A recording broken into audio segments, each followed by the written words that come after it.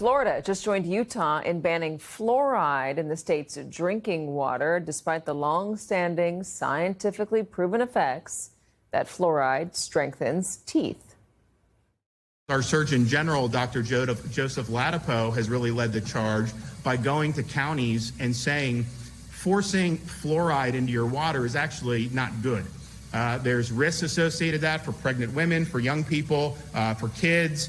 And yes, use fluoride for your teeth, that's fine, but forcing it into the water supply is basically forced medication on people. They don't have a choice. You're taking that away from them. Joining us now, former Obama White House Health Policy Director and NBC News medical contributor, Dr. Kavita Patel. What's going on with the newfound mistrust of fluoride? So, Katie, I think there's been some developments, and by the way, some evidence that's been deemed to be kind of what I would call low quality. Even peer reviews had said that some of the evidence that was linking fluoridation of water to decrease in IQ were largely dismissed because they were poor quality studies. But I think you're seeing a theme here, especially with the administration, both federally and then, of course, in the state of Florida, where there are these kind of misinformation pieces of things that said fluoride, for example, is leading to a low IQ, and even the governor's language around forced medication. I hardly think, Katie, you would argue with me if I said we shouldn't be drinking out of well water that's not treated, or out of river or contaminated water without purifying it. That's not necessarily medicating it. That's making sure that what we have is healthy for people. That's what fluoride has done as an additive. 70% of the state of Florida has had fluoridation. This will remove it. I just want to cite a statistic, Katie, that 1 in 4 Floridians in grade school has significant dental caries. So this is hardly a problem that's been dealt with. The benefits of fluoride far outweigh the risks. So Hawaii is a state that has not ever, or at least not modern history, mandated fluoride in the water. Only 11% of the state's residents get it, and it has the highest prevalence of tooth decay among children. So the fluoride in the water, the fluoride in the tap water, how does that go? How does that help prevent me having to go to the dentist every few months?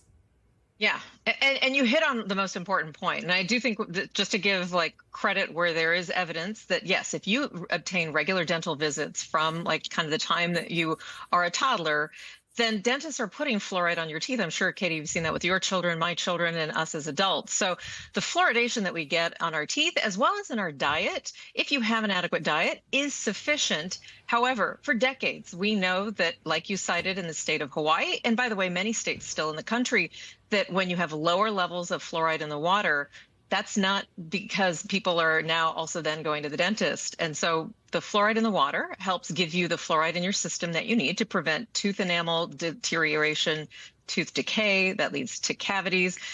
And Katie, this is just another kind of statistic. We think about oral health as just being limited to the mouth. I've seen children who have had, unfortunately, dental caries or cavities that lead to sepsis that has unfortunately led to death. So this is whole person health, not just one part of your body. There's also a link between oral health and cardiovascular health.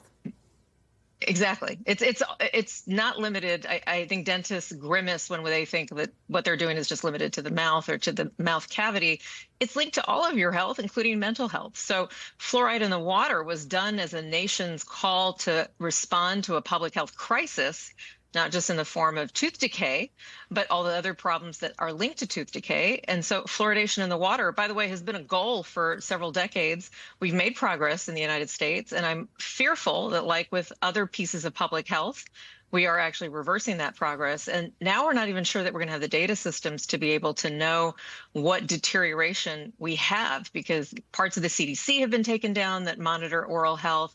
Many states don't have the funding, resources, or talent to monitor this. So, Katie, this is going to be something that we're going to have to deal with, not just for a couple of years. It could affect generations. And let me just mention that oftentimes dentists are not a part of health coverage plans. So if you're going to the dentist to get your teeth taken care of, you're paying out of pocket. And if you have tooth decay, you're going to have to go a lot more frequently. This is right now a state-by-state decision. Any chance of this becoming a federal decision? Can that happen? I think you heard some kind of references to that in Secretary Kennedy's testimony in front of the House and Senate, that this was something that he was asking the FDA commissioner to look at. It's something that other leaders in the Trump administration in the health side have actually made comments around. So there are limits. This is always likely going to come down to what a state should and could do. So even if there were some federal guidance, or if the EPA, the Environmental Protection Agency, withdrew some of their requirements, if you did fluoridate your water, I do still think states will have kind of the ultimate call here. But again, the federal-state relationship, by the way, not to mention the American Academy of Pediatrics, the American Dental Association, the American Public Health Association, and a number of other medical associations have made it very clear that these benefits outweigh the risks. And even though the evidence is showing that we're making progress because people are going to the dentist, that people have more access on their teeth treatments and in their food, that doesn't mean that we should take away the benefits that are coming from putting it in the water.